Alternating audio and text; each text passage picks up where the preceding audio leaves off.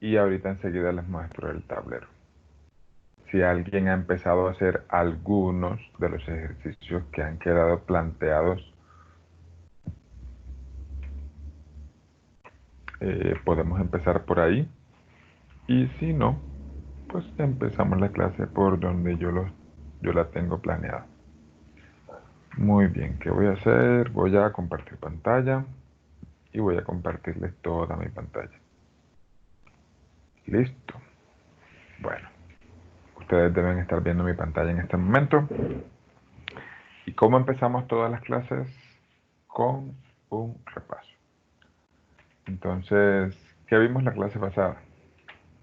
Uy, está bien gordita esta hoja, este trazo. Vamos a ponerlo más delgadito. Muy bien. A modo de repaso que vimos la clase pasada, aprendimos a multiplicar vectores. Eso está bien chévere, multiplicar vectores. Aprendimos que hay dos clases de productos de vectores. Un producto que se llama escalar y otro producto que se llama vectorial. Escalar y vectorial. ¿Y por qué se llamaban escalar y vectorial? Porque el resultado del producto escalar es un escalar, o sea, un número, y el resultado del producto vectorial es un vector. Entonces, al producto escalar también se le llama producto punto, y al producto vectorial se le llama producto cruz. Listo. Aquí fue donde nos detuvimos bastante, que aprendimos la regla de la mano derecha. Ayer les mandé un correito eh, en el que les decía que todos los videos de las clases los estoy subiendo en un canal de YouTube para que los encuentren más fáciles. Y a diferencia de Microsoft Stream, bueno, donde también se podrían poner nombres sin ningún problema, en el de YouTube les pongo los nombrecitos de qué se vio en esa clase. Entonces el nombrecito del video tiene el nombre del tema que se vio ahí. Muy bien. Esto fue así como rápidamente lo que vimos la clase pasada. No voy a hacer más ejercicios, además de los que ya hice en clase. Entonces me gustaría hacer una pequeña listica, ya que me acuerdo de esto de que hay magnitudes escalares y vectoriales. Pues nunca hemos hecho como una lista de los que son variables escalares y los que son variables vectoriales. Me gustaría que empezáramos por ahí. ¿Qué magnitudes físicas son escalares y qué magnitudes físicas son vectoriales? Vamos a hacer una lista. Por ejemplo, bueno, que no he definido, aunque de pronto la clase pasada lo dije así brevemente, una magnitud escalar o una variable escalar solamente o puede ser totalmente descrita con una magnitud. Magnitud. Es decir, un numerito. Ejemplo, el tiempo. Cuando tú dices 10 segundos, tú no necesitas decir hacia qué dirección va ese tiempo. Bueno, si no nos ponemos con conversaciones metafísicas, pues. Las vectoriales, además de tener magnitud, tienen dirección, ¿cierto? Algunos dicen que tienen sentido adicional a esto, pero en mi opinión el sentido lo puedes incluir ahí en la dirección. ¿Como cuál, por ejemplo? Como una fuerza. Entonces, la fuerza, obviamente tú puedes decir, voy a aplicar 5 newtons en tal dirección. Y eso tendría total sentido. Eh, qué otras variables son escalares? Por ejemplo, la masa. La masa, cuando tú dices, mi masa es 70 kilogramos, tú no dices hacia dónde está dirigida esa masa. Eso es una cantidad de materia que tiene un cuerpo. A diferencia del peso. Bueno, el peso es una fuerza. Entonces el peso tiene que ser un vector también. El peso es la fuerza que le hacen los planetas a las masas y apuntan siempre hacia el centro de ese planeta. No sé si ustedes han escuchado esta pregunta como incluso de pequeñitos lo hacían. La voy a hacer bien, ojo, respondan adecuadamente. Si usted tiene una tonelada de algodón y una tonelada de plomo, y las pesas en dos balanzas perfectamente calibradas aquí en una situación normal, ¿cuál de las dos balanzas registra más peso? Pues no. Ambas tienen el mismo, ¿no? ¿Alguna otra opinión? No sé si escuché a los dos que participaron. Dijeron que tienen el mismo peso, ¿cierto? Sí, señor. Sí. Bueno, la respuesta es que no registran el mismo peso. No sé si... Vamos a explicarlo aquí rapidito. Es por un principio... Esto es un paréntesis de la clase. Esto no hace parte de la clase de hoy. Pero me gusta hacer estos paréntesis. Y el principio se llama principio de Arquímedes. No sé si lo han escuchado. Ese principio dice, a ver, ojo a la pregunta que hice. Yo no pregunté cuál pesa más. Yo pregunté cuál balanza registra más peso. Es una diferencia sutil, pero es diferente. Ya van a ver por qué. Bueno, de antemano les digo, peso es masa por gravedad. Y si las dos masas son una tonelada, pues los dos pesos son igualitos. Pero las dos balanzas no registran lo mismo. Ya les voy a decir por qué. El principio de Arquímedes establece que el principio de Arquímedes es el que me permite calcular cuál es la fuerza de empuje que experimentan los cuerpos cuando se sumergen en un fluido. El principio de Arquímedes es el que, no sé si alguno de ustedes alguna vez ha ido a un volcán turístico. Por ejemplo, yo alguna vez fui uno en Arboletes, que queda en Antioquia, pues muy cerquita de Montería. Y si algún día vas, o si has ido ya, te darás cuenta que tú nunca te vas a sumergir, nunca te vas a hundir ahí, nunca te vas a ahogar ahí porque te vayas a quedar allá abajo. Porque uno no se puede hundir ahí. ¿Y por qué? Porque el principio de Arquímedes establece, supongamos que tú te pesaras dentro de un fluido, vamos a ponerlo azulito. Listo. Entonces, suponte que ese cuadrito fuera el fluido. Perdón, ese cuadrito, vamos a ponerlo rojo, fuera la balanza. ¿Listo? Entonces, a diferencia de pesarte acá afuera en la superficie, en la que, en la que no está sumergido en agua, bueno, está sumergido en aire, hablando estrictamente, pero el aire pesa muy poquito comparado con el agua. Entonces, hay dos fuerzas. Resulta que si te pasaras afuera, ¿cuáles fuerzas actúan sobre ti? Pues la normal y el peso. No sé si saben, muchachos, que cuando tú te pesas en una balanza, la balanza no sabe medir el peso. La balanza lo que mide es la fuerza normal. Cuando tú te montas en un peso cualquiera, eh, lo que se mide es la fuerza normal. La fuerza normal es esa fuerza que hace la superficie a la persona. Entonces, pero como el sistema está en equilibrio, cuando veamos la segunda ley de Newton, se van a dar cuenta que normal menos peso es masa por aceleración. Segunda ley de Newton, la vamos a ver después. Pero el sistema no está acelerado, o sea que esto es cero. O sea que la normal es el peso. Listo. Repito, la balanza no mide peso, la balanza mide la fuerza normal. Pero como la normal es igual al peso, de manera indirecta estamos hallando el peso. Hasta ahí todo normalito, todo chévere. ¿Qué pasa cuando estamos sumergidos en agua? Estoy simplemente repasando lo que es el principio de Arquímedes. Hay una fuerza normal, pero también, además del peso, obviamente, que es el mismo peso, la misma persona, además de la fuerza normal hacia arriba, hay otra fuerza hacia arriba, que se llama, no sé si se la saben, se llama empuje. Y el principio de Arquímedes lo que establece es que el empuje es el peso del fluido desalojado. ¿Cómo así desalojado?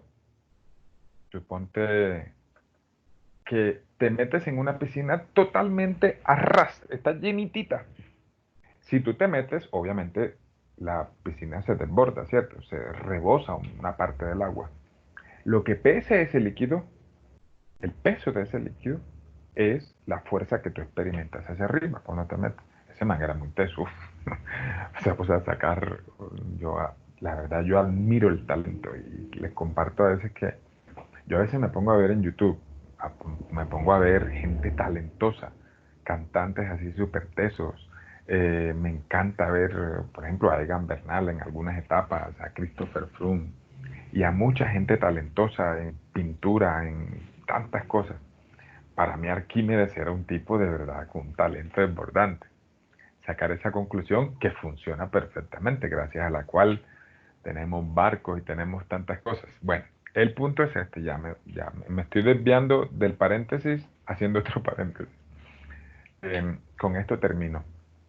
Resulta que en este caso, si tú aplicas la segunda ley de Newton, vas a encontrar que normal más empuje menos peso es cero, ¿cierto? Porque hay dos fuerzas hacia arriba y una fuerza hacia abajo. Como lo que mide la balanza es la normal, voy a despejar la normal. Entonces, la normal en este caso, si la despejo, sería peso menos empuje, ¿cierto? Y aquí nos damos cuenta por qué dentro del agua el peso aparente es menor o por qué la balanza registra menos. Porque como hay un empuje, entonces se le está restando a este peso. O sea que incluso si tú intentas cargar a alguien dentro del agua, ese peso va a ser aparentemente menor. Porque ahí te están ayudando, te están haciendo como un favorcito ahí la fuerza de empuje.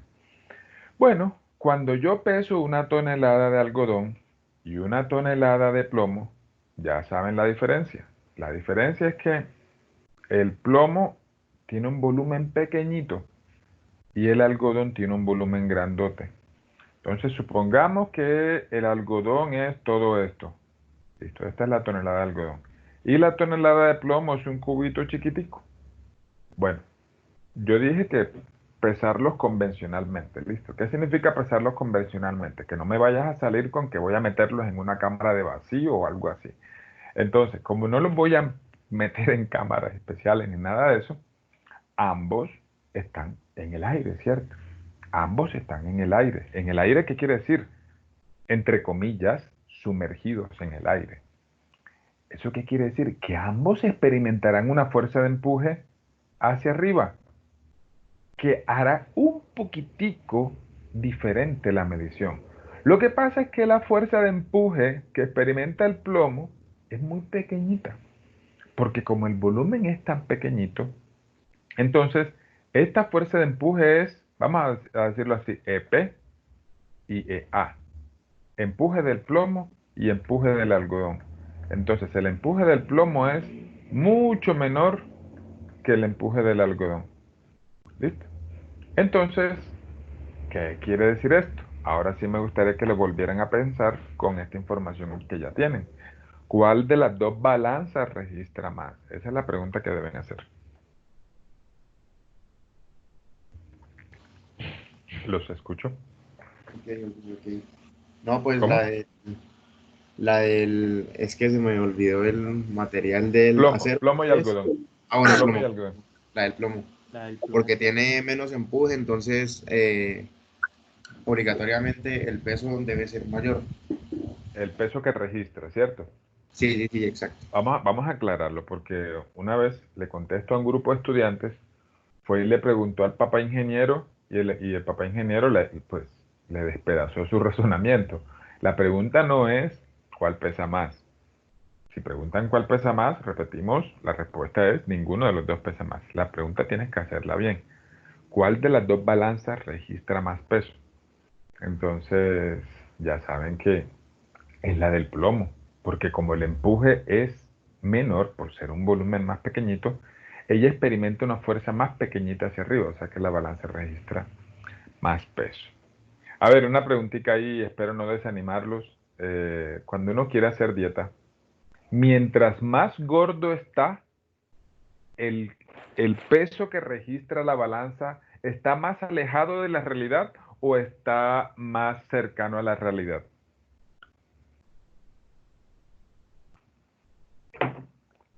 Piénsenlo, un momentito. Mientras más gordo estoy, yo me peso, supongamos, esta mañana yo pesé 79 kilos. Entonces, eh, cuando yo pesaba 96, por ejemplo, eh, ¿en cuál de los dos estados estaba yo midiendo más exactamente mi peso? Profe, Entre el pues yo lo único que sé es que la grasa pesa mucho menos que el músculo. Entonces, cuando uno adquiere mayor masa muscular, eh, va a pesar más. Sí, Eh, bueno, eso. supongamos que tú y yo pesamos lo mismo. ¿Listo? Y yo estoy lleno de grasa y tú estás lleno de músculo. La balanza va a registrar lo mismo. Pero supongamos que yo subiera de peso. Tú o yo, cualquiera, subiera de peso. Eso es cierto. La grasa, de hecho, el dato exacto es que la grasa tiene la quinta parte de la densidad del músculo. O sea, un kilo de músculo, no sé si algún día han comprado un kilo de carne. Un kilo de carne es una masita así. Pero un kilo de grasa sería 5 veces más voluminoso. Por eso es que cuando uno pierde grasa se pone tan flaco, a pesar de que no pierda tanto peso. Eh, pero ojo la pregunta que estoy haciendo. Mientras seas más gordo, gordo es de volumen, suponte que estás lleno de grasa. Entonces, y te pesas, ese peso que estás registrando está más cerca o más lejos de tu peso real comparado con cuando estás flaco. ¿Qué dicen ustedes? No pensemos en la grasa ni en el músculo, sino en el volumen. Digo, volumen gordo es voluminoso. ¿Qué dicen ustedes? Más lejos, ¿Cuándo qué? cuando estás lleno de grasa. Correcto, eso es cierto. O sea que puede ser hasta desanimador. ¿Por qué? Mira, la razón es esta. Porque si el empuje es más considerable, pues obviamente me estoy alejando más del valor exacto de la normal. Pues perdón, del peso. O sea, la normal va a registrar un valor más alejado del peso. O sea, el peso te está registrando menos. El peso, digo, la balanza más bien, la báscula. Te está registrando menos peso del que tienes. O sea que si tú estás gordo y te pesas, oye, pero no ofender con esto a nadie. Si tú estás gordo y te pesas, en realidad pesas más de lo que dice la báscula. Puede ser, por eso dije, puede ser un poco desanimador o desalentador. Obviamente es un poquitito apenas. ¿Por qué? Porque como estoy sumergido en el aire pesa poquito, pesa muy poquito, de verdad. Cuando ya las masas de aire se vuelven grandes, ahí sí se vuelve considerable. Por ejemplo, no sé si saben por qué en Cartagena hace más calor que aquí en Medellín. Y la razón es simple. Imagínate que tú te tiras a una piscina. ¿Dónde sientes mayor presión en los oídos? ¿A 1 metro o a 2 metros de profundidad? Obviamente a 2 metros. ¿Por qué? Porque tienes más agua encima. ¿Y qué pasaría si tuvieras la atmósfera como una piscina, pero obviamente llena de aire?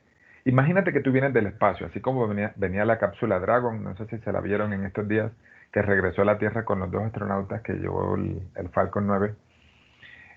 Cuando esa cápsula venía entrando a la Tierra, entrando, a medida que vas más hacia abajo, tienes más aire encima. O sea que Cartagena tiene más aire encima que Medellín. Como tiene más aire encima, ese aire pesa mucho más. Y la ley de los gases ideales dice que profesores vagos no revisan tareas. Así me lo enseñaron mis estudiantes de colegio, alguna vez que di clase por allá en un colegio. Entonces, resulta que esa presión atmosférica, miren que es directamente proporcional a la temperatura. Mientras mayor presión, mayor temperatura. Y es justo, perdón, no es más que el peso del aire el que hace que la presión atmosférica a nivel del mar sea más alta. Y es la única variable que hace prácticamente que la temperatura a nivel del mar sea más alta que aquí en Medellín a 1500 metros de altura y que aquí sea más alta que en Bogotá, que está a 2600. Entonces, eh, cuando las cantidades de aire son considerables, ahí sí se vuelve importante el peso. Pero bueno, cuando uno está gordito, de pronto no es tan relevante el peso de ese aire. Muy bien, sigamos. En cualquier momento pueden hacer comentarios o preguntas. Yo a veces me empeliculo aquí con la clase y bueno, Me encantaría de pronto también que ustedes, en lo que les interesara, pues podríamos ahondar un poquito más, o recuerden lo que dijimos ayer, contradecir está totalmente permitido. Seguimos. Cantidades escalares. Parece contradictorio al sentido común, pero la presión atmosférica es una variable escalar. Uno puede decir, pero profe, ¿por qué si yo puedo hacer presión en diferentes direcciones? Sí, pero hay un principio que se llama principio de Pascal, que dice que en cualquier punto la presión se ejerce con la misma magnitud en todas las direcciones. Por eso se ha definido la variable física presión sin dirección. La presión atmosférica está dada ¿en qué unidades? En atmósferas, por ejemplo. Y la atmósfera está dada, no importa cómo te ubiques, por ejemplo, si tú eres un buzo y te ubicas con la cabeza, no sé si ustedes están viendo mi cámara, si te ubicas así, si te ubicas así, si te ubicas como quieras ubicarte, la presión atmosférica la sientes igualito.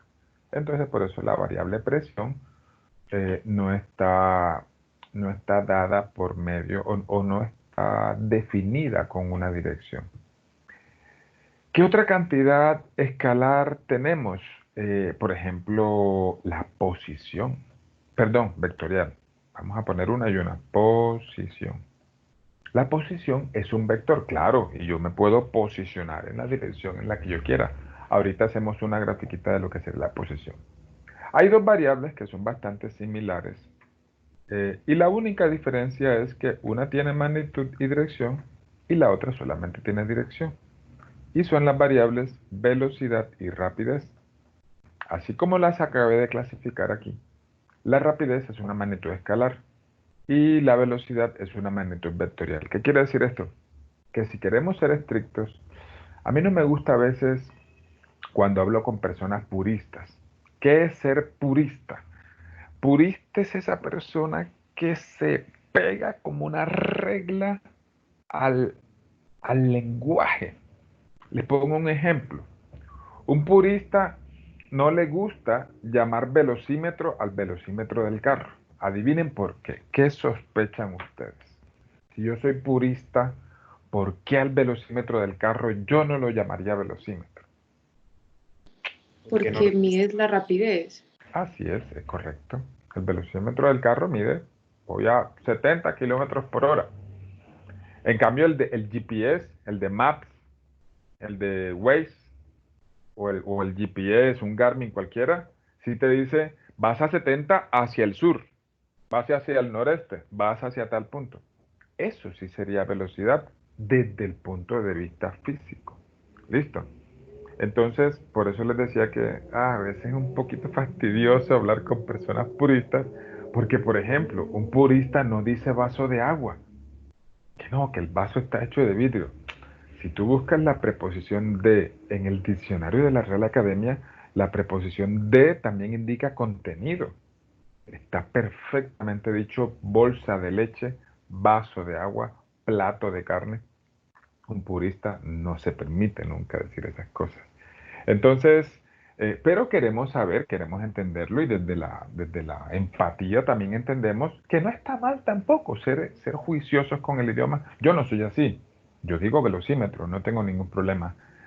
Y es totalmente correcto, porque la palabra velocímetro, si la buscas en la RAE, es el instrumento del carro o de lo que sea que mide la distancia que está recorriendo por unidad de tiempo. Muy bien. Entonces, por ahí, por ejemplo, una vez hice una pregunta en un parcial que decía, ¿se le puede dar la vuelta a una pista de atletismo corriendo con rapidez constante? Y B, ¿y corriendo con velocidad constante? ¿Cuáles serían las respuestas a esas preguntas?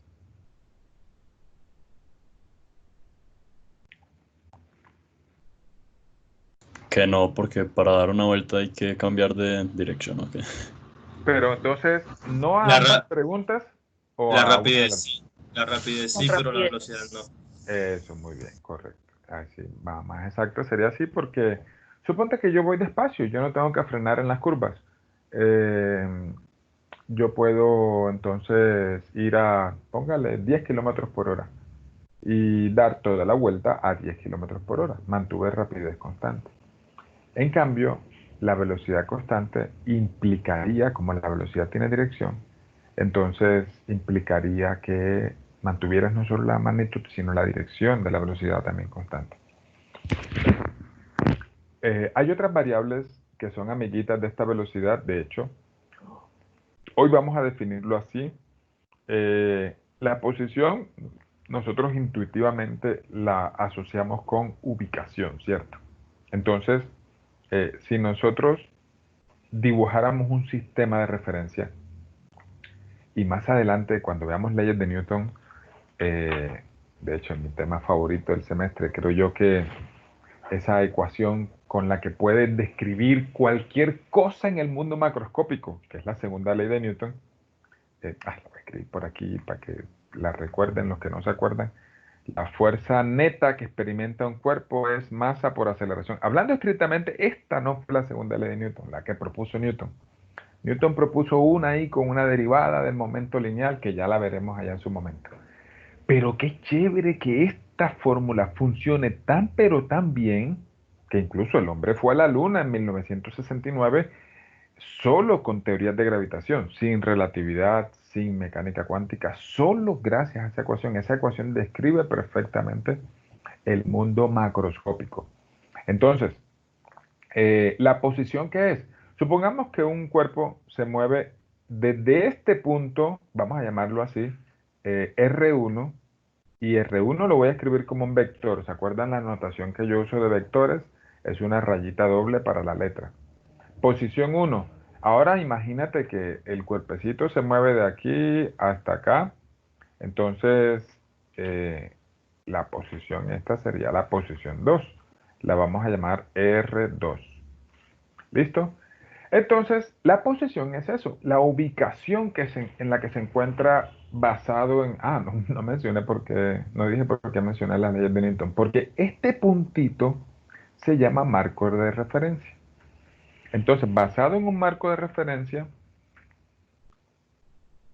cualquiera, tú puedes medir la ubicación de cualquier partícula o cualquier punto. Es curioso que nosotros en física hacemos aproximaciones bastante a veces atrevidas.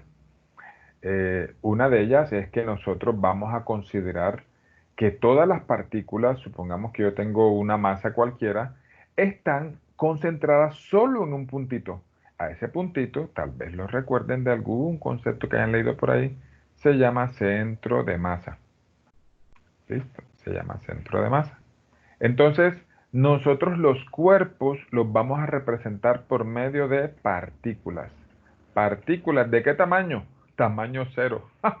Imagínense eso. Partícula. Listo, partículas de tamaño cero. Es una aproximación bastante burda también, porque bueno, hay casos de casos en los que esas cositas no funcionan. Se los puedo decir más adelante. Entonces, esas partículas nosotros podemos considerar que se mueven de un punto a otro. Y bueno, ya se imaginarán para dónde vamos.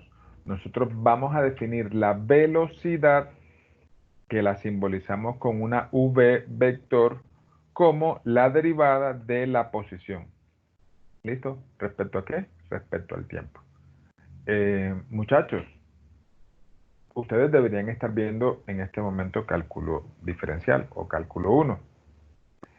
Pero los conceptos que no recuerden de allá, recuerden lo mismo que hemos aplicado siempre, los pueden preguntar aquí con total libertad.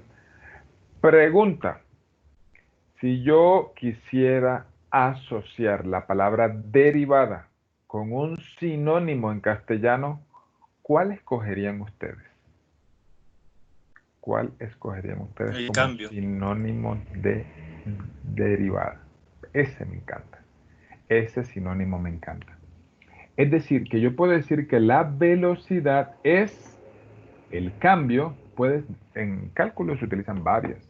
Cambio, rapidez de cambio, razón de cambio, variación, aumento, disminución. Todo lo que represente cambio podemos nosotros asociarlo con derivadas. Entonces, en este caso, ¿es un cambio de qué? Cambio de posición. ¿Respecto a qué? Pues respecto a esta variable que está aquí abajito, que es la variable tiempo. Muy bien.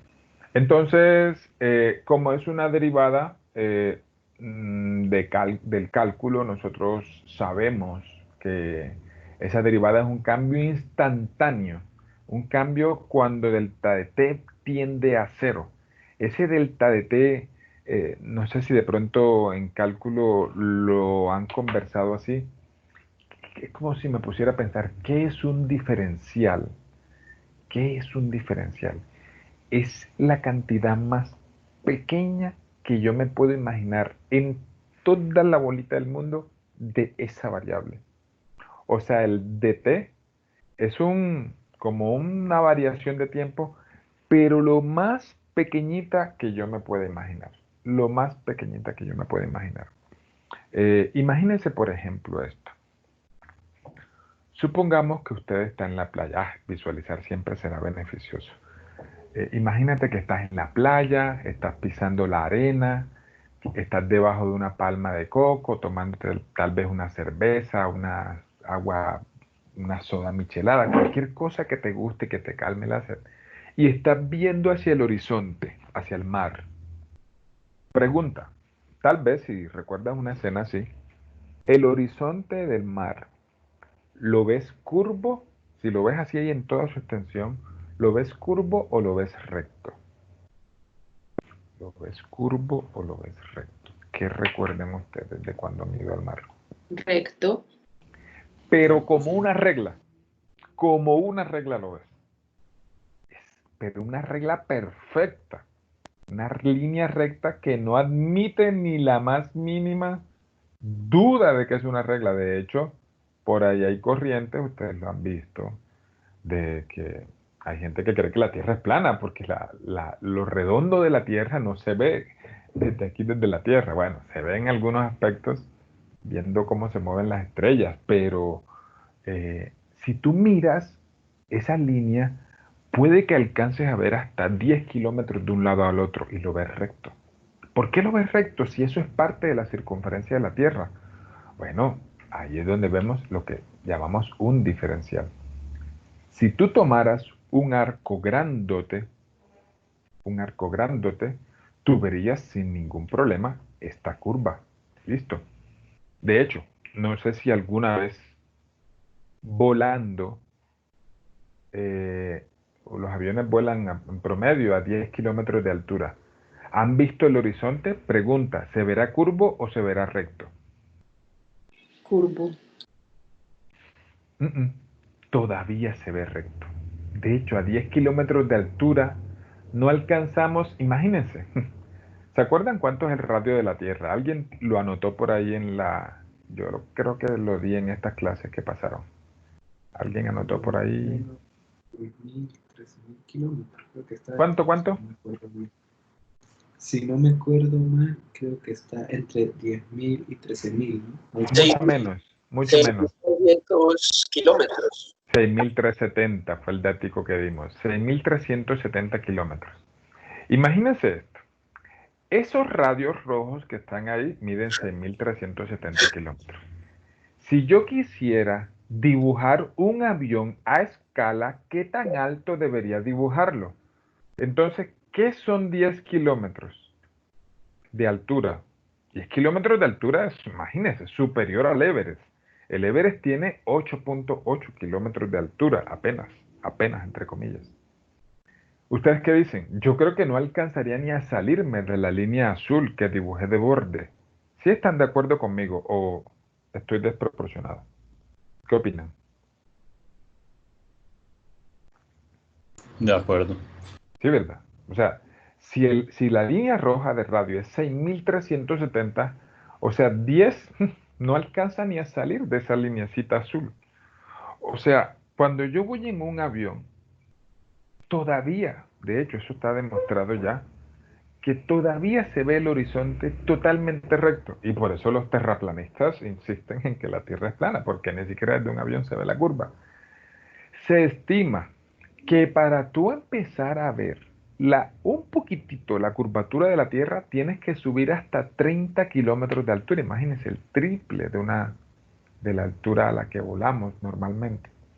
Entonces, es bastante interesante. Me estaba desviando, pero ya me acordé por qué estoy diciendo esto. Y es porque si tú, entonces en un arco grandote, claramente se ve la curva. Pero si tú haces un arquito chiquitito, mira este pedacito, ¿cómo lo ves? El pedacito que tú alcanzas a ver en el mar, ahí tú te das cuenta por qué lo ves recto. Porque estás viendo el ángulo este, a ver, no sé si lo voy a alcanzar a dibujar aquí. Este ángulo, no sé si están viendo la lineecita verde que estoy dibujando. Ese ángulo que está ahí, tú puedes decir que es un diferencial de toda la circunferencia. Un ángulo bien, bien, bien chiquitito. Pero obviamente, ese tampoco sería el diferencial del que hablamos en cálculo. Porque en cálculo, si te lo puedes imaginar más pequeño, tienes que pensar en algo más pequeño. Entonces, es chéverísimo como dejar volar la mente y de pronto imaginarte cosas mucho más pequeñas. En el pasado se creía que los elementos más pequeños que existían eran los átomos. Y por ahí, tristemente, todavía hay libros que definen átomos como partícula indivisible de la materia. Ya sabemos que los átomos están compuestos de partículas subatómicas. Las tres principales son protones, neutrones y electrones. Pero si lo ves más hacia adentro, cada uno de esos tres está compuesto de quarks. Y si ves los quarks más adentro, tal vez los que defienden la teoría de cuerdas dicen que allá adentro hay otra cosa más pequeñita. Bueno, allá de ese orden es que deberíamos hablar del diferencial para que pudiéramos ser exactos con nuestra aproximación si quisiéramos imaginarnos algo muy pequeño. Aunque bueno, les cuento algo. Cuando uno estudia mecánica cuántica, para que se hagan una idea, el infinito en distancia pueden ser tranquilamente 5 centímetros. De lo pequeñitas que son las distancias allá, 5 centímetros ya sería una distancia infinita. Entonces a nivel planetario, a nivel astronómico, también pasa igual. Una distancia de 1 metro o de 1 kilómetro o de 100 kilómetros es prácticamente cero. Prácticamente cero. Pues cuando hablamos de la distancia que separa dos estrellas, por ejemplo. Les dije que la estrella más cercana a nuestro Sol está a 4.3 años luz. ¿Ustedes se imaginan eso? O por ejemplo, ahora que podamos ir a Marte, yo aspiro que el ser humano pueda ir a Marte en esta generación en la que yo estoy vivo. Eh, la distancia que separa Marte de la Tierra en su punto más cercano es 5 minutos luz. Ahorita vamos a hacer un cálculo con años luz. ¿Qué significa 5 minutos luz? Que la luz de la Tierra a Marte demoraría 5 minutos en llegar. No sé si saben, muchachos, eso lo van a ver en Física 2, que las ondas electromagnéticas viajan a la velocidad de la luz. Ondas electromagnéticas como cuáles? Como las ondas de radio. ¿Eso qué quiere decir? Que si algún día establecemos comunicación entre una persona que está en Marte y la Tierra, ¿ustedes se imaginan cómo sería esa comunicación? Hola, y esperar 5 minutos a que esa señal de saludo llegue y cuando la reciban, contesten, hola, ¿cómo estuvo el viaje? Y esperar, o sea, cada vez que tú hablas, tienes que esperar 10 minutos en el punto más cercano, repito, en el punto más cercano en el que Marte y la Tierra están ahí cerquitita, porque los puntos más lejanos están aproximadamente a 20 minutos, 25 minutos luz. Imagínense, entonces la comunicación sería bastante particular. No sé cómo está planeando Elon Musk para generar comunicaciones entre la Tierra y Marte en esa época. Bueno, a modo de resumen, entonces hemos dicho que la velocidad como vector es la derivada del vector posición respecto al tiempo, así como la variable aceleración es, ya ustedes tal vez lo sepan, es la derivada del vector velocidad respecto al tiempo. ¿Listo? En cálculo 2, cuando estén por allá en cálculo 2, quién sabe si la vida nos reúna por allá también en esas materias, también aprenderemos que la posición y la velocidad se pueden hallar en función de la aceleración y la velocidad con integrales. De hecho, la posición nosotros la podemos calcular como la integral de la velocidad respecto al tiempo y la velocidad la podemos calcular como la integral de la aceleración respecto al tiempo. Si no saben qué es una integral, no se inquieten. Lo único que les puedo decir hoy es que es la operación contraria a la derivada. Entonces, yo creo que aquí tiene sentido. Si para hallar velocidad derivo posición, para hallar posición, pues hago la operación inversa de la derivada, que es la integral. Entonces, la posición sería la integral de la velocidad respecto al tiempo. Análogamente, la aceleración es la derivada de la velocidad, entonces la velocidad es la integral de la aceleración respecto al tiempo. Muy bien, en cálculo 2 de pronto hacen ejercicios de aplicación ahí entre una y otra. Aquí no los podemos hacer porque estamos apenas tomando en paralelo el curso de cálculo. Les comparto algo antes de continuar. Miren esto, chicos. De hecho, les voy a decir algo. La mayoría de ustedes se acuerdan de derivadas. Nosotros, vamos a ver, hacer aquí un paréntesis, como el quinto paréntesis de la clase. Nosotros vamos a ver aquí en el curso una variable que se llama momento lineal, que se simboliza con la letra P y se calcula como masa por velocidad. Es un vector. Listo, es un producto de la masa por la velocidad. Resulta, yo les decía hace un ratico, que Newton nunca propuso, bueno, no es que nunca lo haya propuesto, pero la segunda ley de Newton que él propuso no es esta. ¿Listo? Entonces, no es esta, sino más bien que la fuerza neta es la derivada del momento lineal respecto al tiempo. Uy, esto tengo que darle el crédito al físico más grande que ha parido la historia de la humanidad. Más teso que Albert Einstein, más teso que Arquímedes, más teso que Euler, que para mí es el matemático más teso de toda la historia. Newton, en mi opinión, y en la opinión de muchos físicos, ha sido el científico más teso, bravo, así que ha parido la humanidad. Se los puedo compartir después el porqué. Pero miren, aquí encontramos de dónde sale esta ley, porque uno dice, ay, ¿por qué me muestran la segunda ley de Newton así? Es fácil, es porque si tú derivas el producto de la masa por la velocidad respecto al tiempo, entonces, ¿quién recuerda cómo se hace la derivada de un producto? ¿Alguno de ustedes tiene memoria para acordarse Eh, cómo es la derivada de un producto? f de x por g' de x más Ujú. f' de x por gx. Excelente, o sea, vamos a decirlo en palabras. Si tengo dos variables y quiero derivarlas, es derivada de la primera por la segunda sin derivar, más derivada de la segunda por la primera sin derivar. Así de sencillo. Listo, así como tú lo dijiste con f y con g. Bueno, entonces aquí sería masa por la derivada de la velocidad respecto al tiempo. Me estoy comiendo los vectores, vamos a ponerlos juiciosos. Más la segunda sin derivar por la derivada de la primera, derivada de la masa respecto al tiempo. Ustedes me dijeron hace un ratito que la masa, que la derivada es un cambio. Entonces, cuando un cuerpo se mueve, su masa no cambia. ¿O sí? Bueno, si algún día les comparto un temita muy chévere de relatividad general, de relatividad especial, en la que les muestro cómo hay tres variables que cuando las velocidades se acercan a la de la luz, eh, esas tres variables cambian, entre ellas el tiempo. O sea, el tiempo para una persona que viaja cercana a la velocidad de la luz, el tiempo transcurre más lentamente.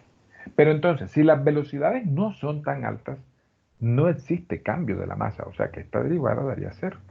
Y miren qué señorito aparece aquí. Derivada de la velocidad respecto al tiempo, ustedes ya lo acabaron de ver allá arriba, esto conduce a que la fuerza neta sea masa por aceleración. ¿Listo? Recuerden que la derivada de la velocidad respecto al tiempo aquí está. La acabamos de ver hace un ratito. Entonces, esta es la segunda ley de Newton, pero solo cuando la masa no cambia, la masa es constante. Y si nosotros nos podemos estudiar relatividad, encontraremos que la masa cambia y muchísimo, y muchísimo. Muy bien. Entonces, ¿por qué les estoy contando esto? Ah, bueno, porque quería ponerles un ejemplito de que la aceleración era definida como la derivada de la velocidad. Listo, llevamos 45 minutos de clase. Los invito a hacer un receso de 3 minutos. Que se paren, que tomen un vasito de agua, que vayan al baño. Yo también lo voy a hacer, voy a tomar algo, voy a ir al baño. Y regresamos para que no estén ahí sentados todo el tiempo de manera tan estática. No me hablen porque me voy a parar y no voy a escuchar.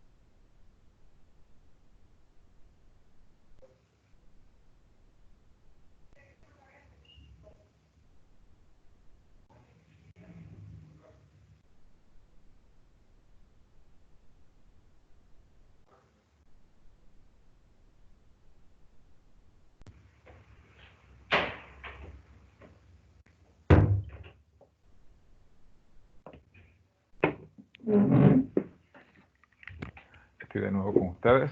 Si tienen alguna pregunta de lo que hemos visto hasta ahora.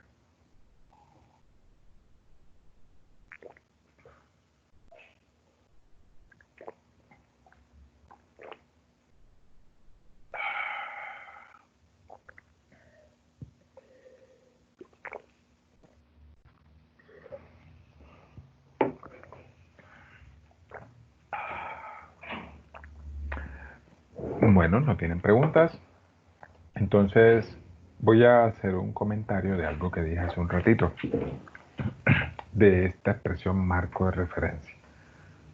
Listo. ¿Qué es un marco de referencia? Es un punto imaginario, o real o físico, a partir del cual yo mido ciertas variables. Cuando veamos las leyes de Newton, vamos a darnos cuenta que estos marcos de referencia tienen que ser inerciales para que se puedan cumplir las leyes de Newton. Acelerados, ¿sí? Que no estén acelerados.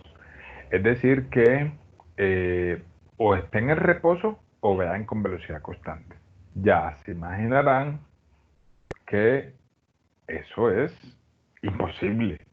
No me puedo imaginar un punto de este planeta o del sistema solar o del universo que sea en todo el sentido estricto de la palabra un marco de referencia inercial. ¿Quién me dice por qué? ¿Por qué se imaginan ustedes que eso no es posible? ¿Alguien tiene alguna idea?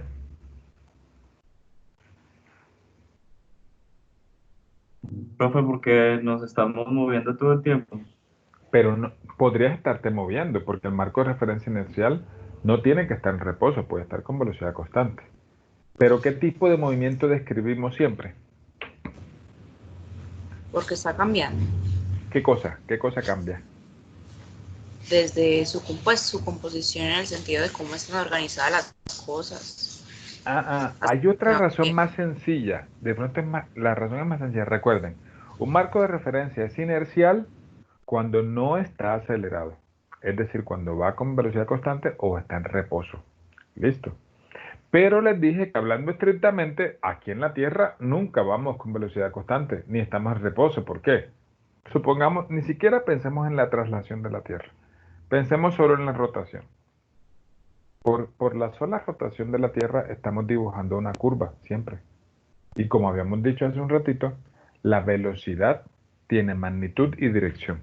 Es decir, tú para estar con velocidad constante necesitas no solamente ir a la misma rapidez, sino tener siempre la misma dirección.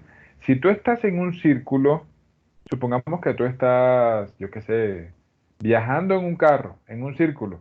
En este punto la velocidad va para acá. En este punto la velocidad va para acá. Este dibujito lo voy a hacer muchas veces en el semestre, van a ver. En todos los puntos, la velocidad tiene una dirección diferente, ¿cierto? En el planeta sucede lo mismo. En todo momento, nuestra dirección del viaje está cambiando. Pero como les dije, no solo la Tierra rota, sino que la Tierra gira también, se traslada alrededor del Sol. O sea que ahí también hay un componente adicional de aceleración. Pero ustedes saben que el sistema solar viaja alrededor de Sagitario A, que es el agujero negro que está en el centro de nuestra galaxia. Entonces, imagínense, o sea, no te puedes parar en ninguna parte y que haya un marco de referencia así perfectamente en todo así como el purista nunca permitiría, yo creo que un purista nunca estudiaría física, porque en física los ingenieros se burlan de nosotros, los físicos digo, y de hecho por ahí vi una vez un meme que decía, forma como se le puede medir el volumen a una vaca. No sé si han escuchado esa ilustración que dice, ¿cómo lo haría un matemático? El matemático hace unas curvas de parametrización de la barriga y de toda la figura de la vaca y con algunas integrales triples calcula el volumen de la vaca. ¿Cómo lo haría un ingeniero? El ingeniero busca una piscina grandota, mete la vaca y el volumen de agua que desplace o que suba a la piscina, ese es el volumen de la vaca. Ah, bien, qué chévere. ¿Y cómo lo hace un físico? Entonces el físico lo que hace es, supongamos una vaca esférica. Entonces se hace chiste a partir de ahí y se dice, y ya la vaca esférica es famosa en el mundo de la física porque cada vez que se hace una aproximación, entonces eh, decimos que, bueno, supongamos que la vaca es esférica y seguimos a partir de ahí. Entonces, el tema del marco de referencia inercial aquí en la Tierra no es tan vaca esférica. ¿Por qué? Ustedes saben que si yo tomo una curva cerrada, yo siento la aceleración. Si tomo una curva muy abierta, esa aceleración no se siente. En cambio, en el planeta, imagínate que esté el planeta, entonces aquí hay 6.370 kilómetros. Imagínate una curva tan abierta cuyo radio es 6.370 kilómetros. Eso no se siente. O sea que nosotros hacemos también una aproximación de que en el planeta un punto cualquiera se puede considerar como un marco de referencia inercial, sin temor a que las leyes de Newton dejen de cumplirse. Y tanto así que se cumplen que nosotros hacemos cálculos de estructuras, hacemos cálculos, los que van a estudiar, los que están estudiando civil, los que estudian mecánica, los que estudian cualquier cosa que tenga que ver con gravitación o con fuerza o con resistencia o con estática, a partir de las leyes de Newton, que se cumplen aquí dentro de la Tierra también. Muy bien. Entonces, la aceleración, recuerden que puede darse de dos formas. Aceleración. Aceleración. De dos formas. Recuerden que es un cambio en la velocidad. Para repasar. Cambio de velocidad. Y la velocidad puede cambiar o de magnitud o de dirección. Entonces dígame, si usted va en un carro, ¿con qué elementos puede acelerar? Pues yo te digo uno, el más fácil, con el acelerador. Claro, si tú pisas el acelerador, ¿qué cambia? Pues cambia la magnitud, ¿verdad? Entonces, el acelerador es un acelerador. Pero ¿qué otros aceleradores tiene el carro? Díganme ustedes, los que saben manejar carros. ¿Con qué otros palancas, botones, cosas puedo acelerar un carro? ¿Alguna idea? Profe, yo no tengo carro, pero se me ocurre el freno. ¿Es El posible? freno, excelente, claro que sí. ¿Qué cosa cambia de la velocidad el freno? Pues la magnitud o la dirección. Ahora me va a salir algún purista. Depende, profe, porque si lo piso muy duro, el carro patina y entonces le cambia la dirección. No, La magnitud. la magnitud, ¿verdad? La magnitud.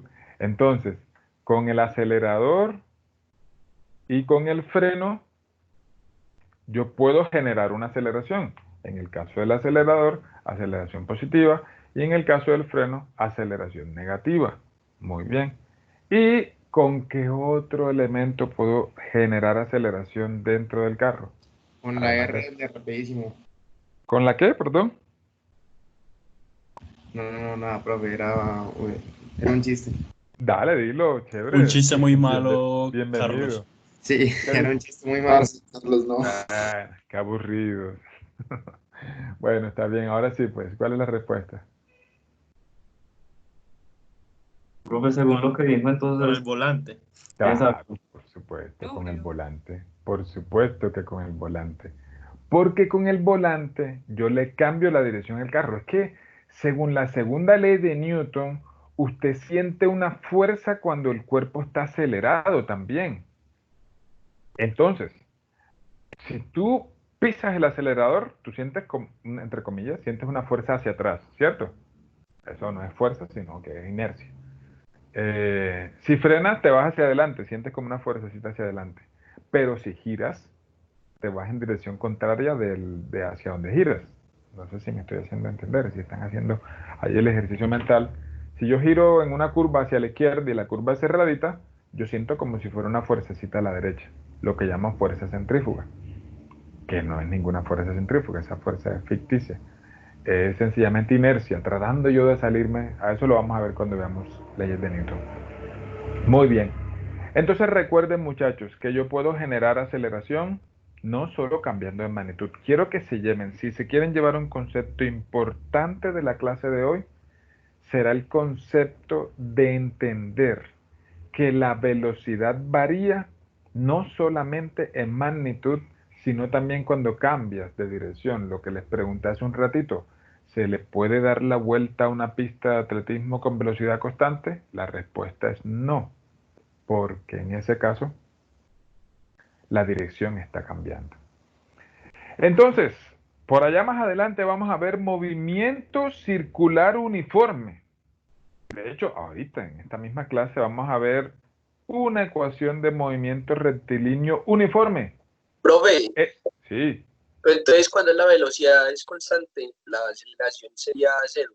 excelente. Eso que acabas de decir es perfectamente correcto. Totalmente correcto. Muy bien. Entonces, ¿qué les quiero decir? Aquí en el movimiento rectilíneo uniforme, esa U indica que la velocidad es constante. Si nosotros consideramos que la velocidad es constante, entonces esta palabra rectilíneo la entendemos, ¿cierto? Porque si la velocidad es constante, no pueden haber curvas. Tiene que desplazarse el cuerpecito en línea recta. Si me salgo de la línea recta, entonces estoy generando aceleración. Ya el cuerpecito dejaría de ser, sí, la partícula dejaría de moverse con movimiento rectilíneo uniforme. Ahora bien, ¿qué pasa aquí en el MSU? Que lo vamos a ver también más adelante. Esa U, pregunta, puede ser velocidad constante. ¿Qué opinan ustedes? En el movimiento circular uniforme, ¿la velocidad puede ser constante? Sí, No, no, La no, respuesta es no. ¿Quién me dice por qué? porque cambia de dirección. Correcto. No es posible moverte en un círculo y que la velocidad sea constante. Esta U significa rapidez constante. Rapidez constante. Nosotros decimos V, así, sin vector. Recuerden que la rapidez es la magnitud de la velocidad. V igual constante. Listo. Esto es cierto. Esto, vectorialmente hablando, es falso. ¿Ven la diferencia? La velocidad no es constante. El vector velocidad no es constante. La magnitud de la velocidad, que es la rapidez, sí lo es. Listo. Entonces, nosotros vamos a utilizar nosotros sabemos eso intuitivamente, que la rapidez se define como la distancia sobre el tiempo, ¿cierto? Si yo viajo a 80 kilómetros por hora, quiere decir que si yo mantengo esa rapidez, entonces en una hora me habré desplazado 80 kilómetros. Listo. Entonces, nosotros podemos decir que X es igual a V por T. Generalmente nosotros la posición aquí en física la vamos a representar con la letra X. ¿Listo? No importa si es una posición vertical. Cuando veamos caída libre, a la altura también la vamos a llamar X. Obviamente haciendo la salvedad de que es una distancia vertical. Y esta es la ecuación que rige el movimiento cuando la rapidez no cambia. Movimiento de hecho, vamos a decirlo así, movimiento rectilíneo uniforme. Es decir, la única ecuación que rige el movimiento rectilíneo uniforme es que X es igual velocidad por tiempo. Y si la partícula arranca desde un punto que no es el origen, entonces la ecuación sería posición inicial más velocidad por tiempo. Ahorita, tal vez no hoy, pero sí la próxima clase, el lunes, nos dedicamos a hacer ejercicio. Muchachos, los animo, no, los veo muy quedaditos con el video de presentación. Ojalá que entre semanas se pongan las pilas y suban su videito breve, no sé, pues como les dije ahí, no se estresen por calidad, por contenido, nada de eso. Simplemente vernos las caras, que me digan, me llamo tal, estudio tal, y si tengo algún un hobby que es tal. Listo. Entonces, ojo lo que voy a decir. Esta posición no debo confundirla con dos conceptos. El concepto de distancia recorrida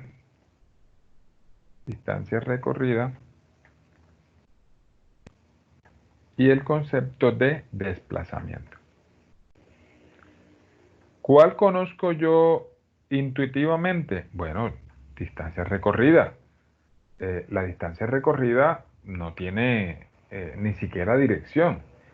Si yo pienso en la distancia que hay desde mi casa hasta Ayafit, son aproximadamente 9 kilómetros. Y si yo preguntara, ¿y cuánta distancia debo recorrer para ir al revés, desde Ayafit hasta mi casa? Pues obviamente los mismos 9 kilómetros. Pero ¿cuánto es el desplazamiento? El desplazamiento sí es en línea recta. Y en línea recta serían aproximadamente 6 o 7 kilómetros en mi caso. Sí.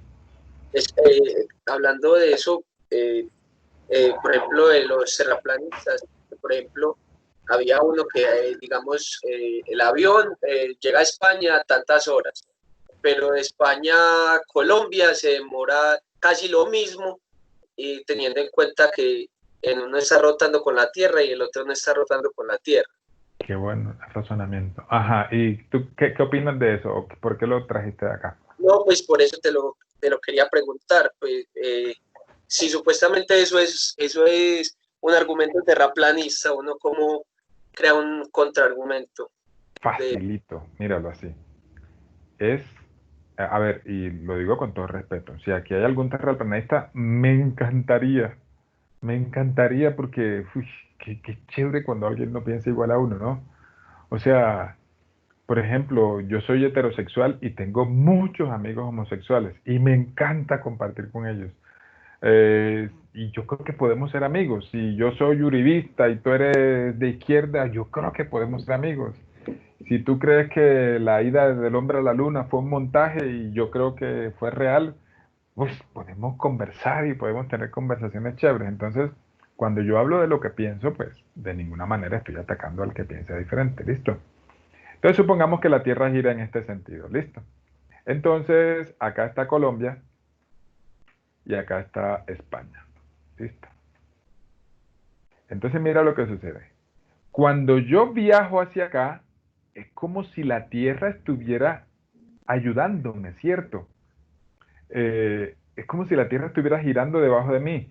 En cambio, cuando yo me regreso, el terraplanista dice, miren, el vuelo demora lo mismo y debería demorar más, porque es que yo voy como persiguiendo a la Tierra.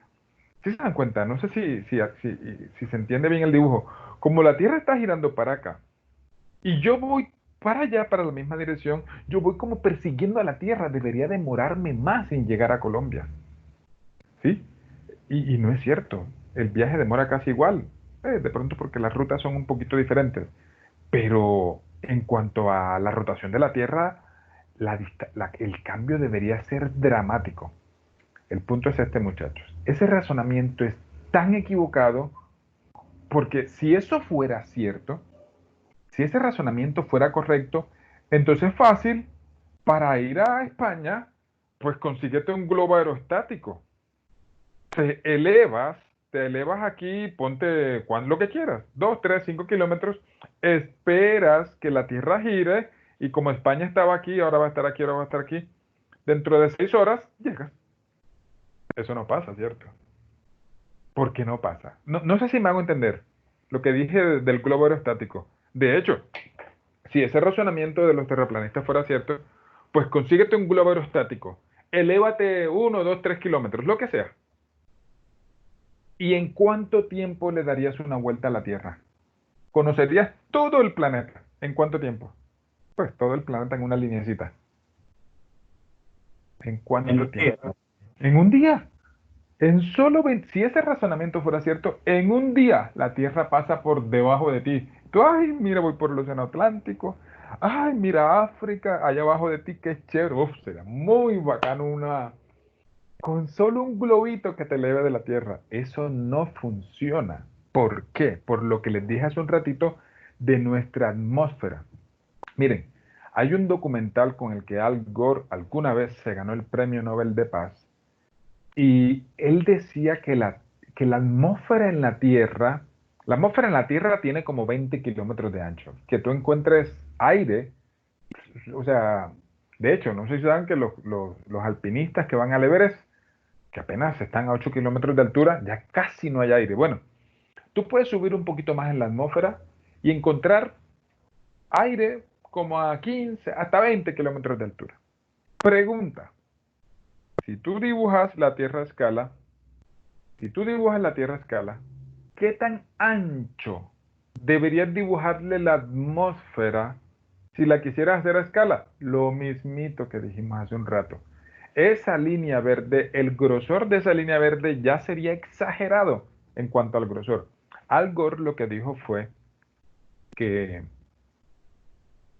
si tomas un balón de básquet, un balón de baloncesto, y le tiras una capa de barniz, el ancho de ese barniz comparado con el balón es equivalente al ancho de nuestra atmósfera, al grueso de nuestra atmósfera comparado con el planeta.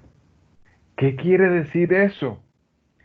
Que la atmósfera es tan chiquitita, delgadita, frágil. Y Al Gore se ganó el Premio Nobel de Paz. De hecho, es un documental muy bonito, se lo recomiendo. Se llama Una verdad incómoda. Él decía que la atmósfera de nosotros es frágil, frágil, delgadita, una telita. Por eso hay que cuidarla. Y el mensaje del documental es ese. Una verdad incómoda se llama. Está tan pegado a la Tierra que cuando la Tierra gira se lleva toda la atmósfera. Es decir, Si tú algún día te compras un globo aerostático y te paras aquí a 1, 2, 3 kilómetros, no te podrías ir a 100 kilómetros de altura porque no habría aire para que te sustentara. Pero si te paras, a menos que hayan corrientes de aire, te vas a quedar ahí. Todo el día, toda la noche y todos los días que te mantengas ahí arriba, te vas a quedar ahí. ¿Por qué? Porque cuando la Tierra gira, se lleva a toda la atmósfera. ¿Me hago entender? O sea que cuando un avión viaja de Colombia a España o de España a Colombia, está metido en una atmósfera que se está moviendo con la Tierra. O sea que da exactamente igual que te vayas para un lado o para el otro, porque la Tierra no se está moviendo debajo de ti, sino más bien tú estás metido en una atmósfera que está totalmente pegada a la Tierra. Comentarios, preguntas, o no recuerdo quién fue el que me hizo el comentario, que es súper bienvenido ese tipo de razonamientos. Me cuentan si se entendió o si quieren comentar algo más. ¿Nadie? Ok, muy bien. Cuando los estudiantes guardan silencio es porque o no están entendiendo nada o están entendiendo todo. Yo quiero pensar que es lo segundo. Aquí tengo un mensajito, vamos a ver si... Con los socialistas, no, porque Dixon, que tienes en contra de los socialistas. Bueno. Profe, eso no sirve para nada. Sí, bueno, así piensa mucha gente. La verdad, yo no soy de extremos. A mí me da mucha tristeza, si me permiten el paréntesis. A Colombia lo tiene bastante dañado la polaridad tan grande que hay y de que a la gente le gusta pararse en un extremo. Yo tengo amigos que son socialistas, que son así súper petristas, súper Bolívar, súper revolución cubana, Venezuela. Y ellos nunca se permiten cuestionar a Petro. Nunca. Así como tengo amigos uribistas que nunca se permiten cuestionar a Uribe. Yo digo, ¿quién nos quitó la libertad de aplaudir y de cuestionar cuando hayan cosas que aplaudir y que cuestionar? Si alguno de los dos extremos tiene cosas buenas, pues se aplaude. Y si alguno de los dos la cagan o cometen un error, hermanito, ¿quién te quitó esa posibilidad? No sé si se dan cuenta, perdón que si toco temas sensibles, pero un socialista nunca habla mal de la FARC. Los únicos muertos malos son los de las AUC, los de las autodefensas. Y si tú eres de ultraderecha, nunca criticas los falsos positivos. Esos muertos no importan.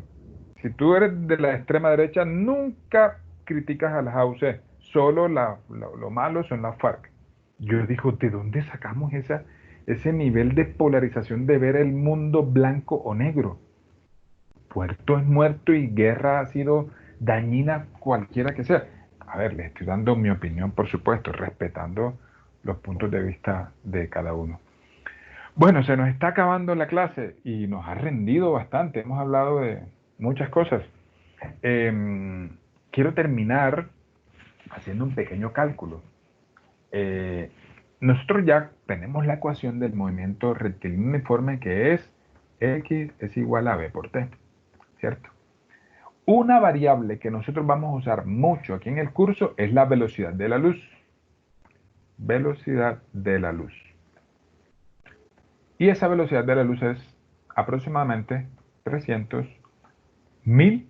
Voy a poner el punto por lo que les dije, porque ya una cifra que tiene muchos ceros. 300.000 kilómetros por segundo. Y eso en física lo simbolizamos con la letra C minúscula. ¿Listo? Muchachos, el universo en el que vivimos nosotros tiene aproximadamente 20 constantes, se llaman constantes universales. La masa del protón, la masa del electrón, la carga del electrón, la masa del neutrón, la velocidad de la luz es una, la constante de Planck es otra, y así muchas otras variables que son constantes físicas del universo, que si se desajustaran un poquitico, así sea una de ellas, el universo no existiría. Pongamos un ejemplo. Que la carga del electrón fuera un poquitito más elevada de lo que es, ya el electrón no estaría tan lejos del núcleo como está porque sentiría una fuerza eléctrica más grande. O sea que los núcleos atómicos estarían más cerca de los átomos, perdón, los electrones estarían más cerca de los núcleos atómicos. Los átomos ya no existirían como los conocemos y el universo ya no estaría como nosotros lo conocemos. Si la velocidad de la luz fuera diferente, entonces habría muchas variables que empezarían a cambiar. Esta es una de las variables de las que depende la estabilidad de nuestro universo. Si el electrón tuviera más masa, se saldría de la órbita del protoncito que está ahí atrayéndolo, en fin. Pareciera como si este universo estuviera ajustado, así como cuando un ingeniero de sonido ajusta ese montón de perillitas para que el sonido quede perfecto. Y esa sinfonía que vemos aquí en el universo solo es posible gracias a ese tuning que tienen ese montón de variables. De verdad, y por eso es que a mí me encanta la física, porque es que la física a uno le permite admirar mucho un cosmos que está perfectamente sintonizado. Si tú crees en Dios, si tú crees que existe un Dios así personal allá arriba, entonces tienes razones para creer que ese Dios ha creado un universo de manera perfecta, perfecta. El tamaño de la Tierra. Si la Tierra fuera un poquito más pesada, el oxígeno no podría, tú tendrías que respirar pegado a la Tierra porque el oxígeno se atraería mucho más. Si la Tierra fuera más pequeña, el oxígeno se iría de la Tierra, no existiría nuestro planeta. Todo está perfectamente ajustado. Entonces, así también la masa del Sol, la masa de la Tierra, ese montón de variables que nosotros tenemos. Vamos a dibujarlo amarillo. Vamos a ver si tengo por aquí un colorcito. Eso, aquí está. Vamos a dibujar un sol amarillo. Ya se imaginarán que esto está lejos de ser un dibujo a escala. Y la Tierra la vamos a dibujar azulita. ¿Quién recuerda, muchachos, qué distancia hay entre la Tierra y el Sol? Una unidad Sí, astronómica. sí, muy bien. ¿Y en kilómetros? Qué buena respuesta. ¿Y en kilómetros? 150.000 kilómetros. No. Te quedaron 3 ceritos. 150. 150 millones. 150 millones. Muy bien. Entonces, 150 millones. 150, 1, 2, 3, 1, 2, 3 de kilómetros entre la Tierra y el Sol. ¿Listo? Para que se hagan una idea, Marte, vamos a ponerlo por aquí, que es el planeta rojo, está 1, 2, 3. Está aproximadamente en su punto más cercano a la Tierra, a 50 millones más, para que se hagan una idea solamente. O sea, la tercera parte de la distancia entre la Tierra y el Sol es la distancia a Marte. O sea, 50 millones de kilómetros más. Esas naves van a viajar bastante, esas que van a llegar a Marte. De hecho, acabó de salir una no tripulada. Acabó de salir una en estos días, no sé si la vieron. Muy bien. Pregunta, ¿cuánto tiempo demora la luz del Sol en llegar a la Tierra? ¿Cuánto tiempo demora la luz del Sol en llegar a la Tierra? Pues aquí lo podemos calcular facilito. Como la velocidad de la luz es constante, y de eso se puede hablar muchísimo. Como la velocidad de la luz es constante, el tiempo sería sencillamente, si lo despejo de aquí, sería distancia sobre velocidad. O sea, los 150, hablando estrictamente no sobre velocidad, sino sobre rapidez. Pero yo voy a utilizar de manera indistinta la palabra velocidad y rapidez porque la rapidez es la magnitud de la velocidad. O sea, cuando diga velocidad y no pongo la señal vectorial, estoy diciendo sencillamente que es la magnitud de esa variable. Así como cuando uno dice fuerza de 5 newton, eso es correcto, ¿sí? Aunque no diga la dirección. 1, 2, 3, 1, 2, 3. Kilómetros dividido 300.000. ¿Me ayudan con el cálculo, por favor, los que tengan calculadora ahí a la mano? 300.000 kilómetros. Cancelo 3, cancelo 3. ¿Alguien tiene calculadora a la mano? 1500. 1500 dividido 3 da 500. ¿cierto? 150 millones dividido correcto. 300.000 da 500 segundos. Si queremos pasar eso a minutos, divido por 60, ¿cierto? Un minuto tiene 60 segundos. Y eso, ese número me lo sé, es 8.33 minutos. Una pregunta de cultura general. 8.33 minutos es 8 minutos con ¿cuántos segundos? Con 20. ¡Excelente! ¿Por qué? Cuéntanos, ¿de dónde sacaste ese número? Porque 20 es un Un tercio de tercio. 60. Me encanta. Uno podría pensar, 8.7, es 8 minutos con 70 segundos. No, 70 segundos ya es más de un minuto. Aquí la unidad llega a los 60. Entonces, ¿qué quiere decir eso, muchachos?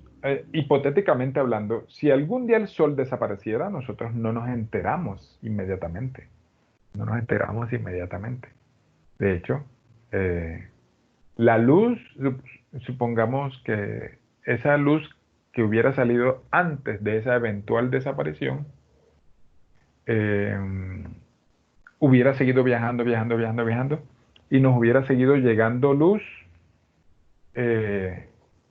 8 minutos más.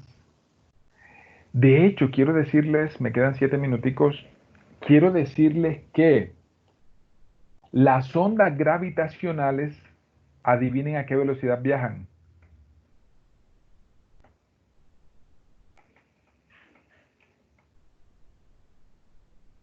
Viajan a c. ¿Qué quiere decir?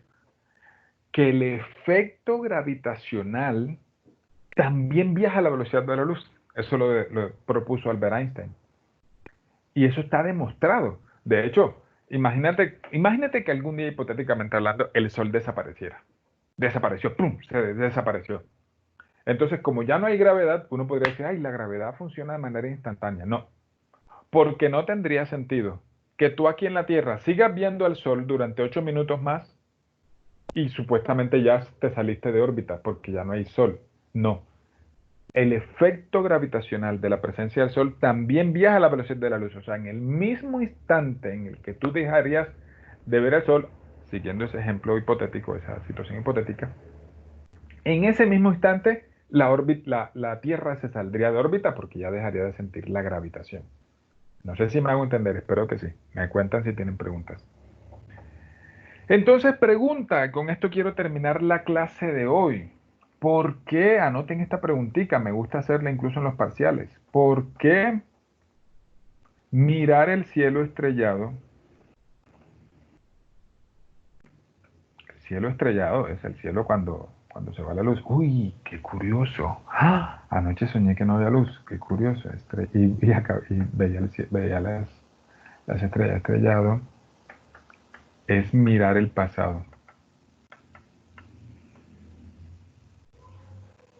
¿Quién responde? Porque la luz que está Eso no llegando, aparece en Cosmos. Sí, qué bien. Porque la luz que En viene el llegando, ¿qué? documental. La luz que viene llegando de esas estrellas son miles de años que han pasado desde que empezaron desde allá, entonces ha sufrido una transformación muy grande en todo el proceso. Exacto, me gusta. De hecho, la estrella más cercana a la Tierra, ¿a cuántos años luz es que está? 4.3. Bueno, sin contar el Sol, pues. El Sol está a 8.3 minutos. Minutos luz, se dice así. La estrella más cercana está a 4 años luz. O sea que puede que esa estrella, si esa estrella, suponte que se explota, así como una supernova, nosotros acá no nos enteramos, sino 4 años después, y esa es la más cercana. Hay estrellas que están a 100 años luz, a 1000 años luz, a 100.000 años luz. O sea que cuando tú estás viendo el cielo, es como ustedes lo dijeron, están viendo cómo era el cielo hace, es que para donde mires son tiempos diferentes, pero estás viendo cómo eran cada una de esas estrellas hace mucho tiempo. De hecho, hablando estrictamente, tú no puedes mirar nunca nada en el instante presente. Eso también me hace puff. ¿Por qué? Porque incluso la Luna está a 384.000 kilómetros. O sea que la luz de la Luna demora un segundito, un segundo solo. 384.000 kilómetros es solo un poquito más de 300.000. Entonces, ¿qué nos enseña eso? Que efectivamente hablando, la luna que tú ves era la que había un segundo antes de verla. El sol que ves es el que había 8 minutos antes de verlo. Pero incluso si tú ves algo aquí en la Tierra, cuando tú ves un avión, estás viendo cómo era ese avión unos microsegundos antes de cuando lo viste. No sé si me hago entender. Mientras más cercano el cuerpo que ves, más cerca está o sea, más pequeñita es la diferencia entre el tiempo en que lo estás viendo y cómo era ese objeto cuando lo estabas viendo. Incluso, Profe, sí, si por ejemplo fuera muy rápido, si no me acuerdo cómo es que era, yo me acuerdo de ver un video, y entonces digamos que está muy lejos y va muy rápido, entonces podría ver hasta el futuro, ¿no? Eso es otro cuento bastante interesante. De relatividad especial. Ya hoy no nos da para hablar de eso, pero otra clase lo hablamos. Termino diciendo esto. Cuando tú ves este vaso, la luz tiene que viajar a tus ojos y entonces, hablando estrictamente, tú estás viendo todo en su pasado. A veces unos microsegundos, a veces unos segundos, o en el caso del cielo, hasta años en el pasado. Les deseo que tengan feliz día, muchachos. Gracias, profe, suerte. Gracias, Gracias. Muchas gracias. Hasta luego, profe. Gracias, Muchísimas profe. gracias. Feliz día. Gracias.